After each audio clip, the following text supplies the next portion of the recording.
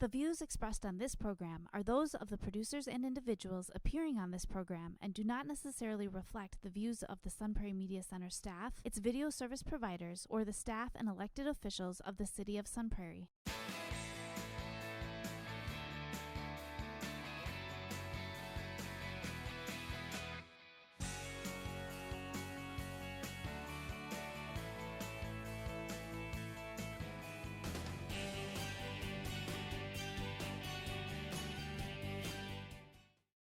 Hello and welcome to Real Reviews. My name is Jamison Rabbit.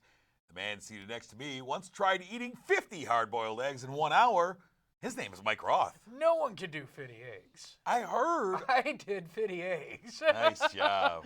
Yeah, it was tough. I had to walk around, pat the belly a little bit. Yeah. I did it, though. Had a boy. Everybody in my party. He's a real hero, this guy. You didn't hear that part. You didn't record that part. Yeah. Please.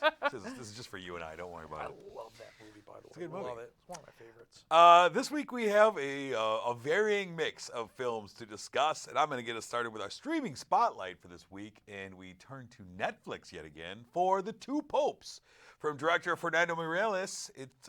This is a at times comedic look at one of the most dramatic events in the Catholic Church, a transition of power between two popes, in which Pope Benedict, who is played by Anthony Hopkins in this film, chose to retire as Pope, something that is kind of completely out of the norm.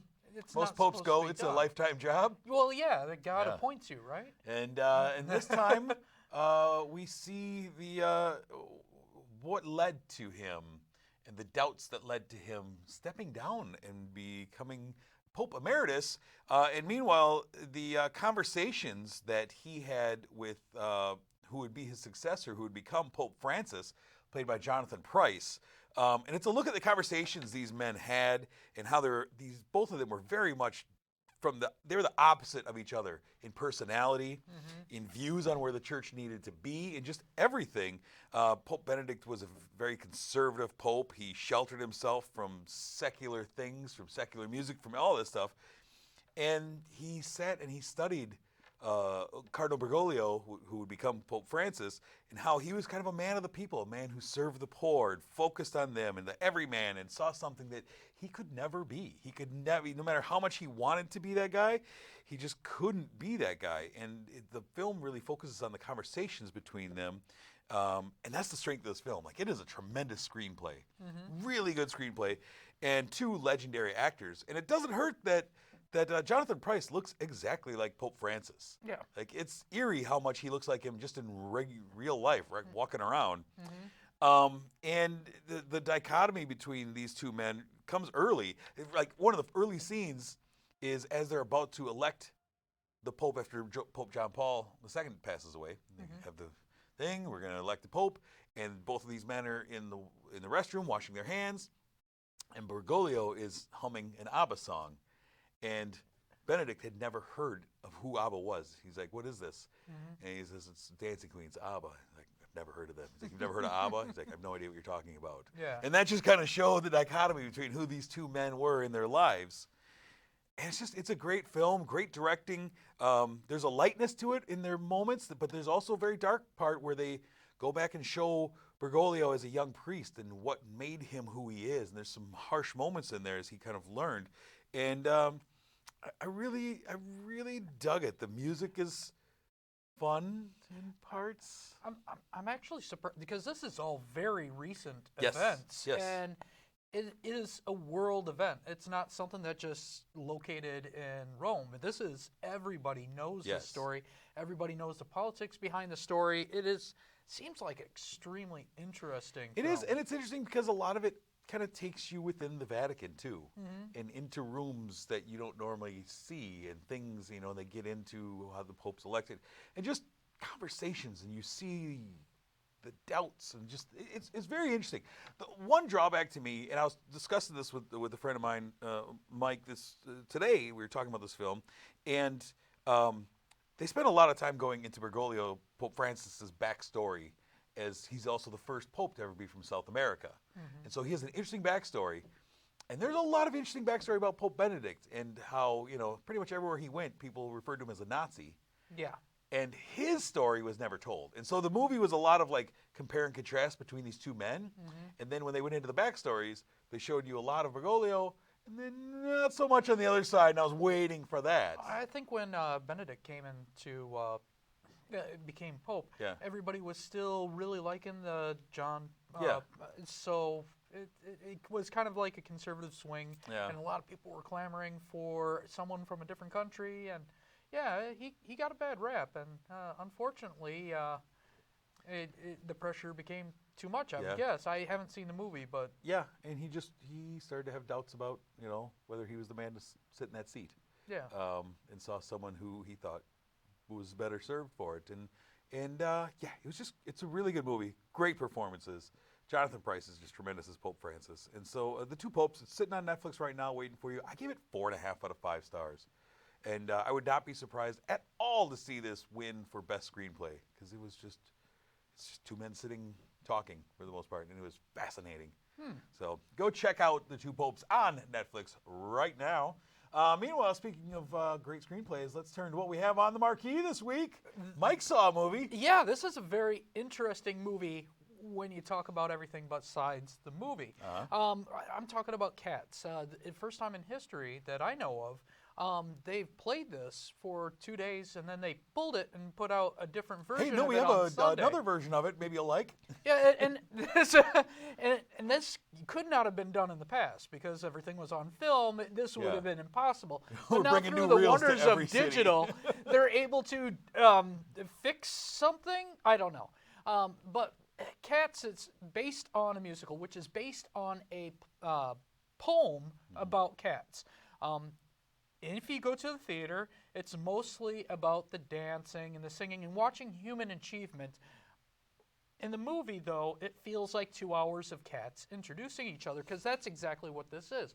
There is a little small plot where once a year, one cat, the leader of a tribe called the Jellicles. Sure. That's the name of the tribe, which every cat in this area belongs to. They get a chance to be reborn as a new cat, and everybody wants to be that cat. Yeah. So for 2 hours, you have candidates come up and tell you I'd like their to be the name. cat. I'm Rum Tum Tugger. Let me tell you Pretty much that's what it is. They come out and they're like, this is who I am, this is what I do. Here's a little bit of backstory, but mostly it is just a 2-hour interview of creepy cats singing. And none of the songs are really that great, except for when you get to the end, you have Memories, which won awards. It's a great song if you could handle 2 hours of cats introducing themselves. Now, you might say, well, the plot doesn't sound interesting, but how does it look? It looks terrible. That's the headline to this movie. And that's the reason why they switched it out. They pushed it too quick. The CG wasn't quite right. And then they wanted to correct it, and that's Sunday. I did not see the new version, but I could tell you right now word of mouth had already killed this movie at that point. Word of mouth already killed. It was dead on arrival. The bad tweets were more popular than the movie itself. Yeah.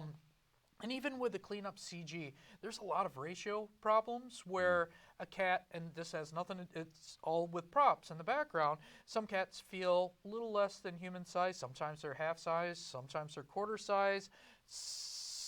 They don't get the ratio with the mice right, which makes them look like they're human size because they make the mice little. So it's very confusing. The plot, which is mostly cats introducing themselves, not very interesting. The songs, not that great. Yeah. Sounds great to me. They somehow creepily sexualized some of these cats. Oh, I've heard about this. Which it brings up some issues. Yeah. Frances Hayward, though, she's a great-looking cat. Yeah. And a lot of the dance numbers are really good. Well, they got a great cast. But it pulls away from you a little bit when you see the CG glitches. You know, when you see a cat leap from one item and you could see the CG going, oh, they're not going to make their mark, and lift them up again so they can make their mark. Or when they're twisting and it just has that weird Gumby look, like this is not human body. This is a computer-generated you get into that image. uncanny valley of this isn't real. Yeah, and that's not what you want. When you go see Cats in the theater, you are marveling what people can do, not what machines can do.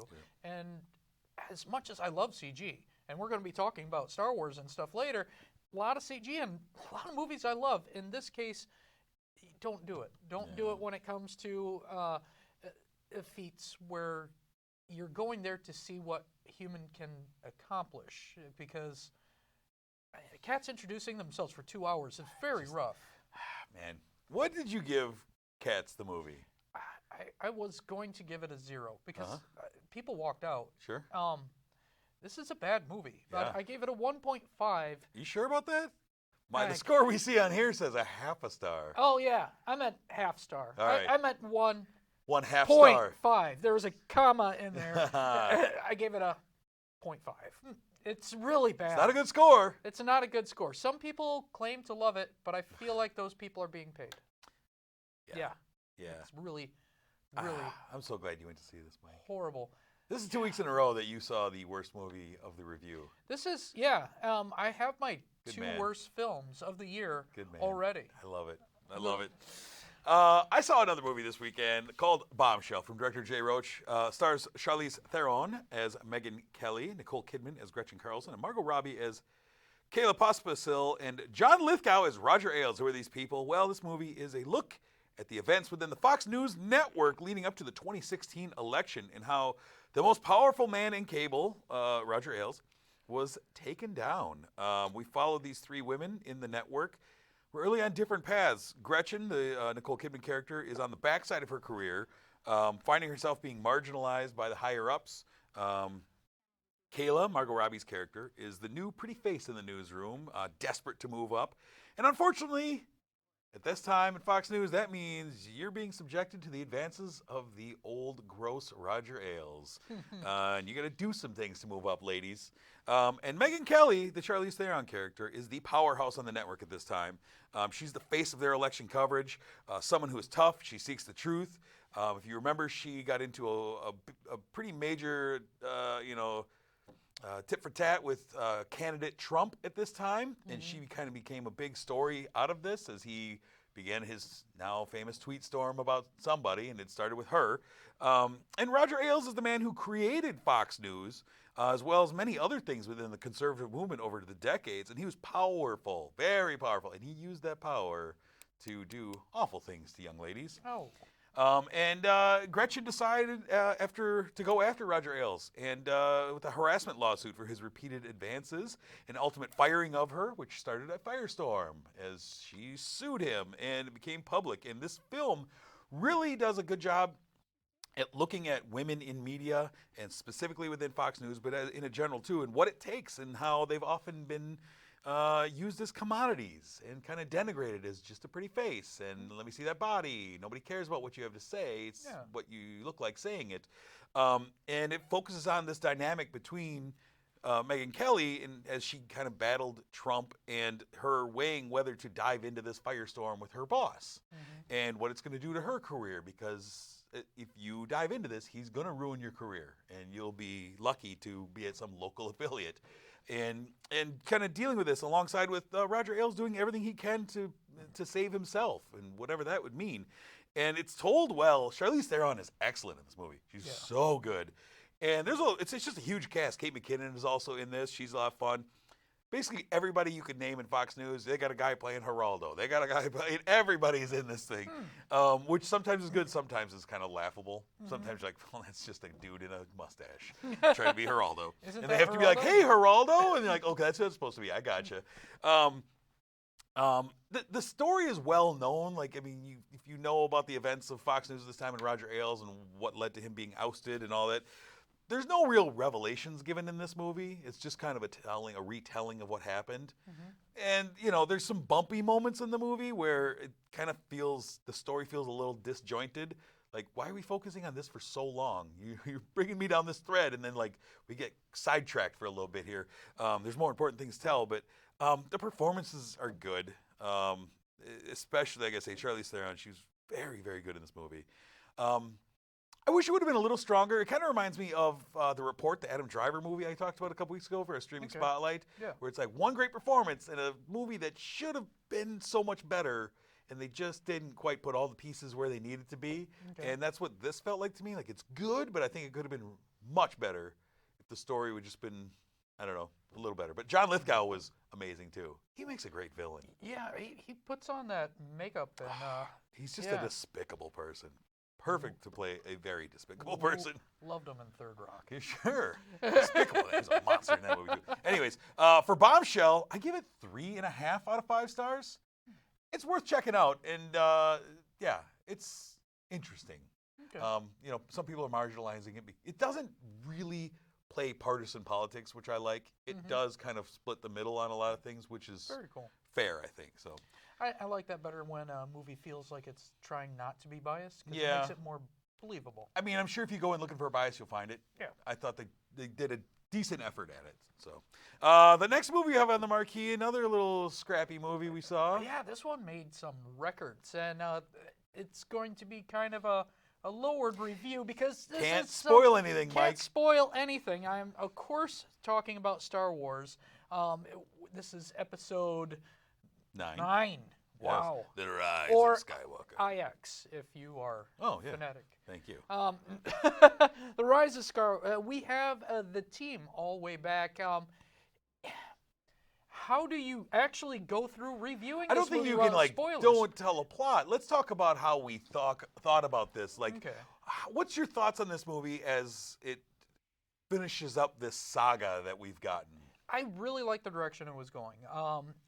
There's one thing that I have a problem with now at this point of the Star Wars movies, where ever since Disney bought it, it feels like, and I like this in the beginning, it feels like, hey, remember the original episode? And that keeps getting hit over and over again. And earlier on in the movies, I was like, yes, this is great. Yeah, it scratched gives me an that itch. Nostalgic, but now it's getting to the point where it's like, I think you exhausted this. You've done the 3 movies. I think you've that's done your spin-offs. J.J. Abrams' thing, though, too, is he did this with Force Awakens.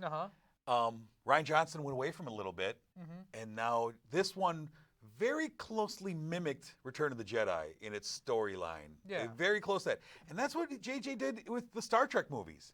He was like, remember Star Trek? What about if I retell some familiar stories? Yeah. You like that? With just different faces saying the same things? Yeah. And that's kind of his strength in this. And either you like it, I think, or you hate it. And that's the problem with Star Wars fans is you either love it or you hate it. There's no middle ground. You can't just kind of like something. And that's the reason why we have to be really careful with spoilers, because Star Wars fans will be angry if we let them know I don't anything. even care. I'm a huge Star Wars fan. Yeah. I hate Star Wars fans. Yeah. So send whatever you need, but they'll never be happy. You can't judge a movie by asking a Star Wars fan if they liked it. Yeah. Because they're just They pretty much hate everything. They love to hate. And that's terrible. That's I think the strength of this... let's talk about this trilogy, from Force Awakens through this one. I think the strength of this whole trilogy has been the dynamic between Kylo Ren and Rey's characters. And I think it's gotten stronger as the movie's built. Like, that was my favorite thing about Last Jedi, was when they were able to connect. Yeah. And they have something there. And I like how that dynamic has been built, and it feels... I don't know. I just like how it's grown through these movies. And that's my favorite part about this movie as well, is how that dynamic is used. I wish I could talk more about that. Yes, exactly. So we have to kind of dance around certain things. But that's one of my favorite things. We get the return. This is no spoiler. We get the return of a very familiar villain, talking about Return of the Jedi and how this really mimics that story. We see in the trailer, we get a familiar villain that returns that plays a heavy role in this movie. And we also get one of the main cast from the original back for a while. We visit a lot of familiar locations. Okay, this is not a spoiler. We get Carrie Fisher again, well, and I really liked. And that was great. That was great. Though how they did it was they took old footage that they didn't use and put her in. There wasn't a CG. It felt right. It felt good. There was one moment in here where the CG was a little wonky in a flashback with her, where I was like, ooh. It wasn't. Should have called the Cats people to redo that one. Wasn't as bad as it was. At the end of Rogue One, that one was rough. That was a little We didn't rough. need to have her turn around. They do fix this up quite a bit. Yeah. I can't say nothing We get to see the Knights of Ren in action. That's something that I've wanted to see. Okay. We hear about the Knights of Ren. Let me see them in action. We get to see them in action. I like that. There's some solid action. There's fun moments. It feels fun. I have issues with a few things in this movie. But I really like how it wrapped up this story. I like how it wrapped up pretty much everybody's story. And I feel like the 3 films, even though we had a different director in the middle, which was typical of the original trilogy. That's what happened. Yeah. This felt more even throughout, where the original trilogy was, each movie felt like its own little gem. This one felt more fluid going all the way through. At this point, I wish it cut back on a little bit on, hey, remember the original trilogy? Yeah, and there's, it's stuff. Yeah. There's some goofy plot devices, like towards the end, that don't necessarily work for me, leading into the final battle. Okay. That both times I've watched it now, I'm like, it's so hacky. But it's like, it's so ham-fisted, like, we got to do this to get to that. And like, well, that doesn't make sense. But as a trilogy, I'm really happy with this trilogy. Me too. And I know people love to hate Last Jedi, and there's letter-writing campaigns about we got to re-edit it, and Rian Johnson's horrible. Well, we're not going to do that. I loved Last Jedi for what it was. I had issues with some things. I loved it for what it was, and I love this trilogy. I'm very happy with this trilogy. Yeah. Would you like to see this cast be in the next trilogy? Like, because I kind of foresee that the next trilogy possibly being throwback to what we just I'd went be all right with it. Okay. I like watching these guys together. You know? I do. I think Daisy Ridley is a fantastic actor. Oscar Isaac, I love. Yeah.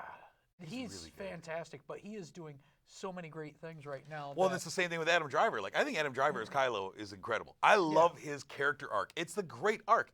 Starting out as this petulant villain in the first film, like, look at this spoiled brat of a villain. And his arc, I love it. Yeah. I wouldn't change a thing about it.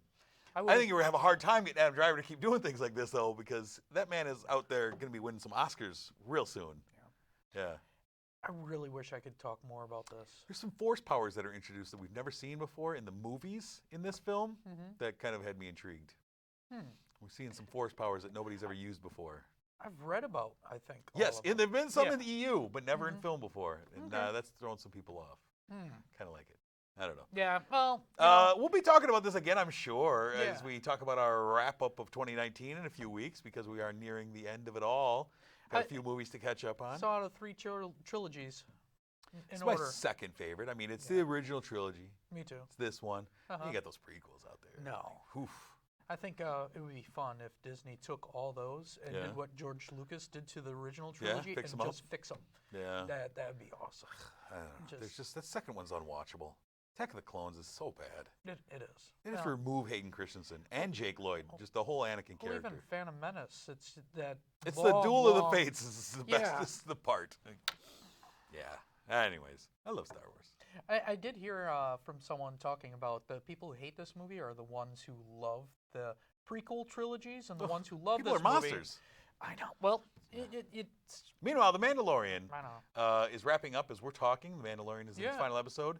Rumors about when the next season is coming out. They're already working on it right now. I guess they have one in the can, first episode, but talking not until November of 2020. You're kidding me. That's what I was reading last night. With the popularity, they would be just cranking. It took them a year to get this one ready, and apparently they're talking November 2020 for season 2. So fair. But I've hopefully enjoyed with it. their success, they'll do more. I could really. Do Disney. Star I Wars think more. Disney and Star Wars. I think they like to keep making more of them. Yeah, they got to make their money back. Yeah, $4 billion into this thing. Let's take a look here at our movie throwback, sir. And I'm taking us back to 1983 for a film that, as we are, still in the heart of the holiday season, a film features a little Christmas action, a little New Year's action, and features a man who is on a big comeback right now as we talk. I'm talking about Trading Places from director John Landis. Stars the great Dan Aykroyd as Louis Winthorpe III. We also have Eddie Murphy as Billy Ray Valentine. And we have 2 brothers, the Dukes, Randolph and Mortimer, who are ultra-wealthy owners of a stock brokerage firm who decide to settle an argument over nature versus nurture by placing a wager and using people's lives to prove it. Lewis is a young broker who has everything at his fingertips. Oh, Dan Aykroyd, just a snobby punk. He does that so well. He really does. And Billy Valentine is a grifter out there on the street. Eddie Murphy in his prime. And Mortimer and Randolph decide to use their wealth and power to ruin Lewis and elevate Valentine in a life switch to see if that changes each man. Jamie Lee Curtis is in this movie, very young Jamie Lee Curtis, as the hooker with the heart of gold, who helps them crack this case and help both men get back at the Dukes. There's so much about this movie I love. Lewis as the drunk, down on his luck Santa, just a horrible Santa. As a guy who's playing some Santa lately, I love that. I love the train ride on New Year's Eve, where they start the switch around getting back at him. You get a little bit of Jim Belushi and Al Franken in that. Yeah, Al Franken. You also have the principal from 16 Candles as Beeks. And I really enjoy this movie. It's a lot of fun. It's an all-time classic. It ends up revolving around frozen orange juice futures, as all the great comedies do. And I found that part a little confusing. I'm like, what are they doing? It's very confusing. And what I read was Eddie Murphy had no idea how it went either. He was like, I'm following whatever you tell me to say, I'm going to say, because I don't understand all this. Yeah. But what thing I love, too, is here we are, and Eddie Murphy is back, just hosted Saturday Night Live this past weekend. It was a great episode of SNL. He's back. He's got Coming to America sequel coming out. Yeah. It's fun to see him. He just kind of disappeared after making a lot of bad movies. But now they're realizing that. I love it. Go watch on Netflix again. We talked about it a few months ago. The Dolomite movie. Little fun fact, I've only watched this on television where it was edited. Oh. And when I watched the real thing, thing, I was like, oh my gosh. This is an R-rated comedy. Look at that. This is an R-rated comedy. Let's take a look ahead, sir. Now, this is going to be fun. And what is coming soon, the weekend of January 3rd. We are into January. You know what that means. Great movie season. January 3rd, sir, we have one movie on the marquee that week. That is a horror movie. The Grudge.